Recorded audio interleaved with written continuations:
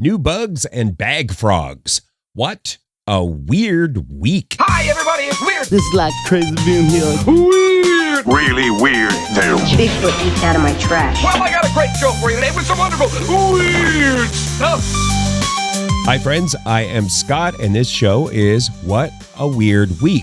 It is a weird news roundup where we give you 10 of the weird stories from this week's news, and you can get everything we talk about in more detail on the show notes page, which is shownotes.page. That's where everything is about our podcast. If you want to get in touch, all of the stuff, shownotes.page. It's Friday, May 22nd, 2026. Number 10. Number 10 is the news from the world of bugs that a whole bunch of new beetles have been discovered. 61 new beetles discovered in China. These are not teeny tiny beetles.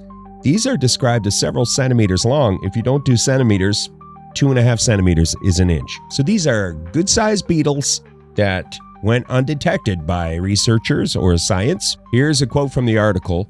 We link to the write-up in Popular Science. It's striking that so many new species can remain hidden among large and colorful beetles. It shows how little we actually know. Oh, I don't want to read anymore. It sounds scathing. That quote sounds like somebody done been called out. Somebody who works hard every day on their hands and knees looking for bugs, doing the bug research. It sounds like that person got called out. I don't want to be a part of this. Backing away. If you want to see the photos of the bugs, they look like bugs, but if you have a chance to click some new bugs there for you, you can click shownotes.page. Number 9. Number 9 is more from the world of bugs. A spider that has been discovered, and it has a smiley face on its back. Newly discovered spider with smiley face on its back. And then a quote from the article. This is Popular Science again. I knew instantly we had a jackpot. I mean, spider researchers don't usually get that excited. If you don't have a chance to click the photo, it is a green spider that looks like it's almost like a candy. It looks like a gummy spider. And that could be because I'm hungry, but it's a lime green gummy spider with a menacing smile on its back. Where did they find this spider? Well, it's on your shoulder. No, wait, it is in the Himalayan mountains. There are happy-faced spiders. The article gets into this. Happy-faced spiders have been found in Hawaii for quite a while, but they were surprised to find a happy-faced spider or menacing, terrifying, smiling spider in the Himalayan mountains. Read more, see the photos, click the show notes, shownotes.page. Number 8. Number 8, solving the problem of eating utensils that don't light up. Glow-in-the-dark chopsticks are a thing. And the article says they don't require a battery or a power source. At first, I was like, well, that's impressive. But the star stickers that glow in the dark that you put on your bedroom ceiling, they also don't require a battery or a power source. I'm not an expert. I think the technology is kind of similar. They're using photoluminescent material. It does look vibrant. I will say it's a vibrant glow from the glow-in-the-dark chopsticks. Honestly, there are places where electricity is scarce or there's no electricity. Maybe these would help light up your night or your meal. Maybe it's all for romance. It does seem like a soft glow, almost candlelight. I don't know how I feel about this. I'm not sure how practical they are, but what's the alternative? Traditional chopsticks? What if it's too dark for traditional chopsticks? You could light your traditional chopsticks on fire, I guess. No, wait, that sounds like a bad idea. Number 7. Number 7 is pickled juice, not just any pickled juice. Pickled juice actually being offered by McDonald's in New Zealand. Little bottles of pickled juice. McDonald's New Zealand has introduced pickled juice as like a sports recovery drink. It has all the pickle goodness that an athlete needs to recover from a hard workout. And this is something they're offering up to Auckland Football Club players. So athletes are getting McDonald's pickle juice. And I thought it was a gimmick or something. But they are sourcing the pickle juice from their food preparation. It's things left over from their food prep process. Pickle brine. And they are able to turn it into a sports, basically a sports drink. A delicious, pickly sports drink. That's kind of my brief summary of the article, but if you want to have a look at the product or read the whole thing, I will link to that in the show notes, or you can go to shownotes.page. Number 6. More food news. This is from Science Daily, and it's great news if you like eating grapes and you also like being incredibly good looking, because eating grapes, according to the article, eating grapes daily could unlock powerful skin protection.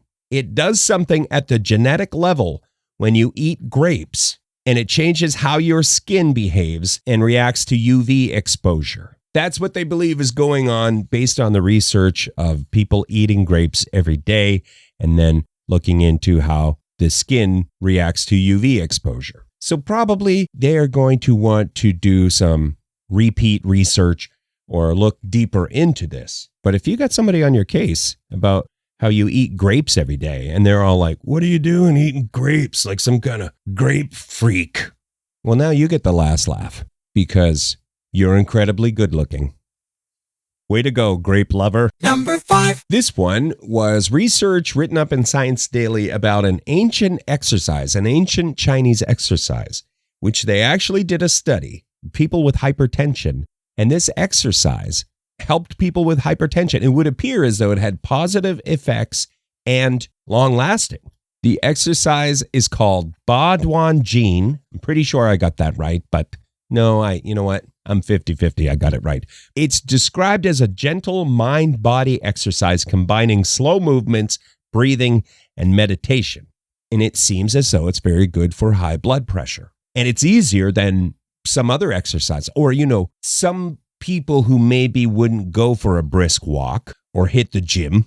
Maybe you don't have gym equipment, access to the heavy things. Well, you can do Ba Duan Jin and get the positive effects from it. That is cool. An 800-year-old Chinese exercise, which is helping people today.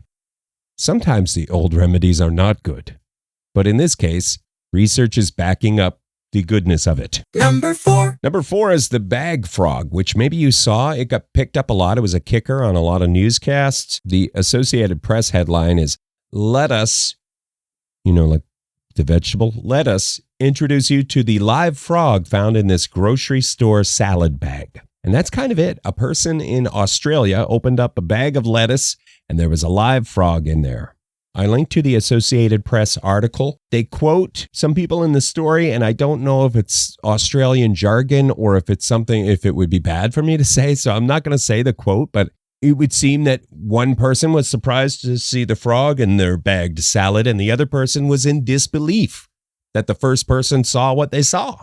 The article says the store apologized and offered a replacement bag of lettuce. I will say, when this happens, if you're ever in a situation where it happens, they recommend that you don't just let the frog go or whatever the wild beast is that you discover in your salad, because it could be some sort of invasive species. So you're supposed to contact somebody official and not just like catch and release the bag frog.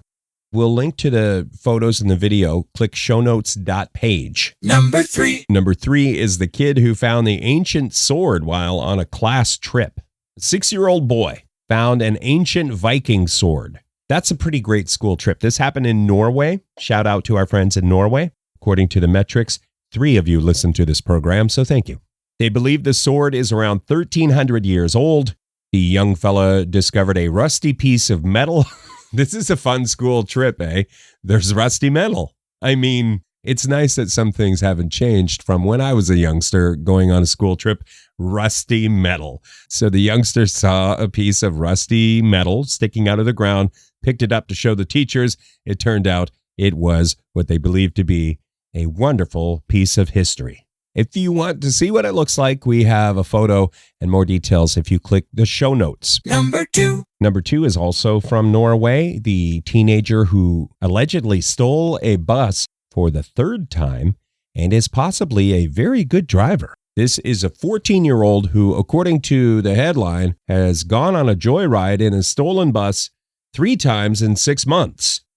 The 14-year-old in Norway allegedly likes buses a lot and returns the buses with not a scratch, nary a scratch on these buses. Look, it's wrong to steal And I don't know what's going on, what the teenager has going on. I don't know any of that. People always have something going on, right? So it's wrong to steal, but that's kind of impressive. To go on a joyride 3 times in 6 months, the bus is returned with not a scratch. I, for one, am impressed by that. And I'm sure the situation is complicated. Perhaps I could make the teenager an apprentice bus driver? Is that possible? No, what am I now? What am I, some sort of legal expert? I'm not a lawyer. But if I were that teenager's lawyer, I would try to plead down to some sort of bus co-pilot. Time served. Honorable mention. This honorable mention is not too weird or crazy bonkers out there, but I wanted to throw it in here because I am constantly on a diet. I don't know if you're new to our program. Let me just say I am constantly on a diet. And there's a new study that looks at yo-yo dieting, where you lose some weight, you put weight back on. I always thought that was terrible for you. And this new research kind of debunks that. According to the write-up, researchers found little convincing evidence that losing weight and regaining it actually causes long-term harm. I'm sure more research is needed and all of that. Don't print this article out and run right down to your dietitian.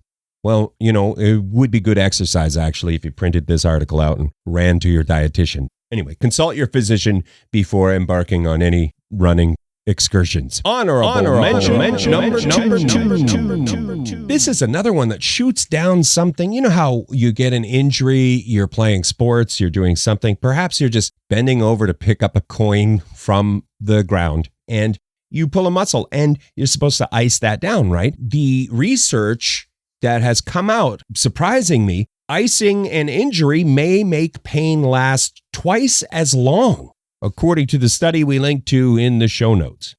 This was done on mice, so teeny tiny ice packs on mice who I assume were playing sports, football maybe, and became injured, and then teeny tiny mouse-size ice packs were put on the injury. Some of that is speculation, but the mouse research seems to indicate that putting ice on an injury roughly doubled how long the pain lasted. I'm going to stop there, but the article does get into why they think it shakes down that way. Number one is the mystery of the car that got the ticket. So maybe you saw this. It got picked up as a kicker, a lot of newscasts. I think it was in the late night shows. This has to do with a car from a TV show. And if you're of a certain age, perhaps you remember the TV show Knight Rider, but if you don't, it was a show starring David Hasselhoff, actually co-starring David Hasselhoff. You could argue the real star of the show was the car that solved crimes, the talking car that solved crimes in conjunction with David Hasselhoff doing some stuff also to help solve the crimes. So this cool looking car, it was a pretty awesome looking car, I think. There was a replica of that car in a museum, and the museum got a speeding ticket. The car got a speeding ticket. The museum got sent that ticket because they identified the car, which hasn't moved from the museum. It's been in the museum, this Knight Rider replica car. But somehow it was identified in the photo as being the vehicle that was speeding. And so the museum got the speeding ticket. And at time of recording this, it's still a mystery how the Knight Rider, in a strange, ironic twist, the Knight Rider car is no longer solving crimes, but is accused of a crime, the crime of speeding. That's kind of where we are right now. I'm sure more will come out from this because now it's getting written up and talked about a lot. It made the national news, so we'll see how this one lands. The offense took place in New York City, United States of America, and the museum is in Illinois. If you want to read more, we'll link to the article. Maybe you've never seen the Knight Rider car and you want to check it out. It is a black Trans Am that talks in the still photographs. You won't be able to, you just have to use your imagination. It won't be talking. Anyway, we'll link to photos and stuff. Click shownotes.page. And that is all she wrote for this week's What a Weird Week show, where we look back at the weird news of the week. I appreciate you tuning in. Please tell a friend and tell 2 enemies. Let's really grow the numbers and get your enemies tuned in as well. Hey, you can get everything we talk about in more detail and links to subscribe to our podcast if you go to shownotes.page, shownotes.page. We'll catch you next Friday with 10 more weird stories from the news on What a Weird Week.